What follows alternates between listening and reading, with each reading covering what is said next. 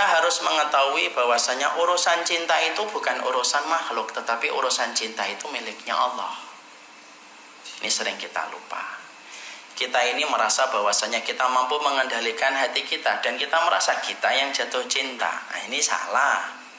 Cinta itu miliknya Allah. Cinta itu yang membolak-balikan adalah Allah. Ketika telah tumbuh pada hati seorang anak Adam dan telah tumbuh pada hati seorang kaum Hawa, sesungguhnya tidaklah bertengger rasa cinta pada hati manusia kecuali pertama kali itu adalah dari Allah. Kenapa Allah menumbuhkan cinta? Allah ingin nguji apakah cinta kita bisa mendekatkan kita kepada Allah, ataukah cinta itu justru menjadikan kita berkubang dalam kemaksiatan dan dosa. Jadi kalau ada yang nanya, kenapa saya jatuh cinta? Kenapa harus dia? Kenapa saya harus dicintai banyak orang? Santai aja, contoh. Maka kemudian itu adalah merupakan bagian dari sesuatu yang dimiliki oleh Allah. Allah yang menggenggam, Allah yang memutarbalikkan hati. Maka Allah lah yang kemudian memiliki cinta dalam kehidupan manusia.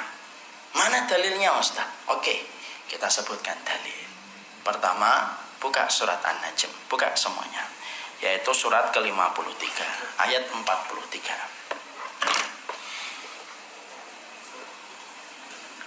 Siapa yang membawa? Antum bawa mushaf?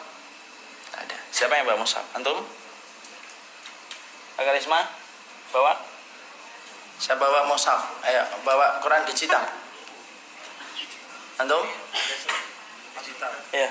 Ya, surat ke-53 ayat 43.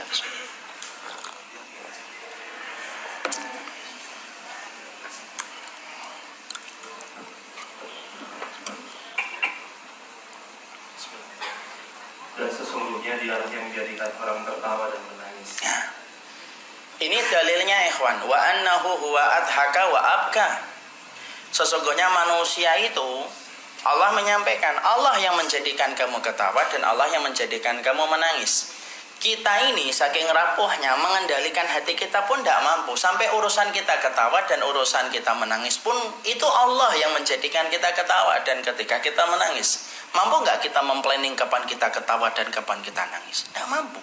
Ada nggak orang berkata, insya Allah nanti jam 10 saya ketawa, Ustaz? Tidak ada. Sebagaimana ada orang yang berkata, insya Allah nanti habis subuh saya akan menangis meraung-raung, Ustaz. Atas apa? Itu saya nggak tahu. Nggak mungkin lah. Kadang-kadang kita ngomong tersentuh dengan apa yang kita dengar, kita meneteskan air mata. Kadang-kadang kemudian kita mendengarkan sesuatu, melihat sesuatu, hanya melihat anak kucing berjalan, kemudian meneteskan air mata. Maka disitulah kita paham, kalau ketawamu ketika kamu memperlihatkan gigimu di antara senyum sipulmu menjadikan itu hanyalah Allah, apalagi urusan cinta kita dalam kehidupan ini. Makanya kemudian urusan cinta itu dari Allah. Dan ketika Allah memberikan kepada kita cinta, Allah itu pengen nguji kita. Dan ingat loh, tidak semua cinta itu harus berbalas dengan apa yang kita inginkan. Karena terkadang Allah menumbuhkan itu pada kehidupan hatinya antum, karena Allah ingin nguji antum.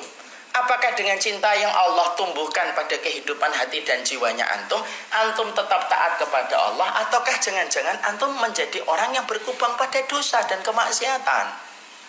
Tapi di situ kita paham, berarti itu cinta itu miliknya Allah. Maka dalil yang kemudian kita tambahi dari dalil yang disampaikan dari Rasulullah.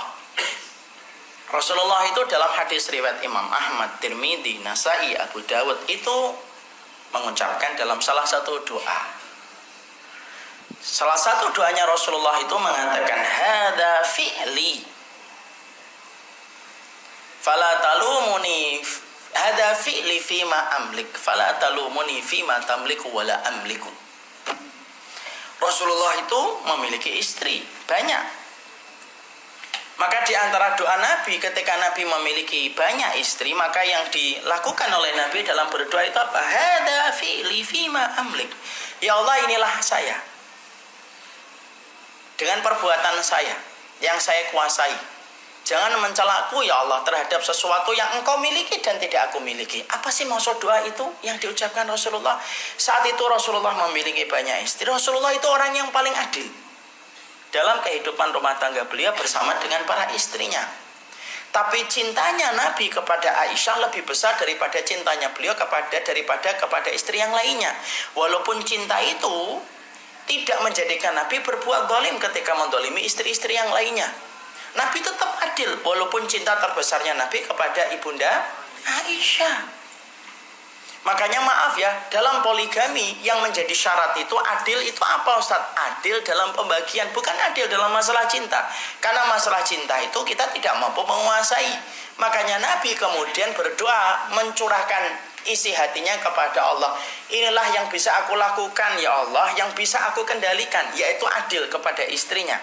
Tetapi masalah cinta, fala talumuni fima tamliku wala amliku. Adapun masalah cintaku kepada Aisyah yang lebih besar, maka jangan engkau cela aku ya Allah terhadap sesuatu yang engkau kuasai dan tidak aku kuasai. Makanya maaf ya kalau dalam kasus poligami, ini keluar sedikit. Dalam kasus poligami yang diwajibkan itu adil dalam pembagian. Kalau kemudian ente kasih nafkah yang di sana 500 juta, yang di sini juga 500 juta. Kalau misalkan anaknya sama. Song dikit boleh lah. Artinya bukan ini. Tapi kemudian itu sama. Kalau ente kasih di sini itu adalah apartemen Pak Kubuwono, ya yang satu apartemen Pak Kubuwono.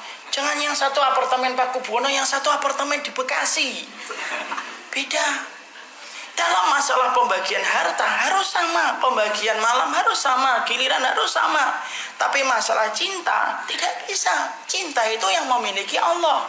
Makanya kemudian doanya Nabi kepada Allah, hada fili fima amlik. Yang aku kuasai itu membaginya ya Allah. Adapun masalah cintaku, engkau yang kuasai, aku tidak kuasai masalah cinta. Makanya tanya sama ibu-ibu yang memiliki banyak anak. Contoh istri saya, anaknya 6. Saya tanya, mana yang kamu paling cintai? Selalu jawabannya normatif. Kalau pertama pertanyaan itu saya tujukan, ya semuanya saya cintai dong, Bi. Tapi kan pasti ada yang pasti kamu lebih cintai di antara anak-anakmu. Pasti ada. Lalu kalau kemudian ditanya, ya banyak alasannya. Mungkin yang paling mirip, mungkin yang paling empati, yang paling sensitif, yang paling baik. Dan sesungguhnya itu tidak bisa dibuat-buat. Makanya kalau kita punya anak banyak seperti 6, maka lebih cinta kepada anak yang keempat, lebih cinta anak yang kelima. Boleh, tidak dosa. Yang dosa ketika kecintaanmu kepada anak yang kelima menjadikan kamu mengistimewakan dia, lalu merendahkan dan mendolimi anak-anakmu yang lainnya. Itu baru tidak boleh.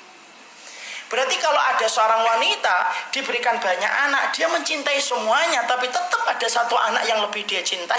Itu menunjukkan kepada kita bahwasanya cinta itu miliknya Allah. Kita tidak bisa untuk kemudian menggugahnya. Makanya kadang-kadang ada orang, kenapa di antara jutaan laki-laki dan jutaan wanita yang pernah seliweran dalam kehidupannya dan hadir dalam teras kehidupannya, kenapa dia jatuh cinta yang itu? Kenapa dia senang yang itu? Kenapa dia senang yang itu? Merupakan bagian dari Allah yang kemudian membolak-balikan hatinya.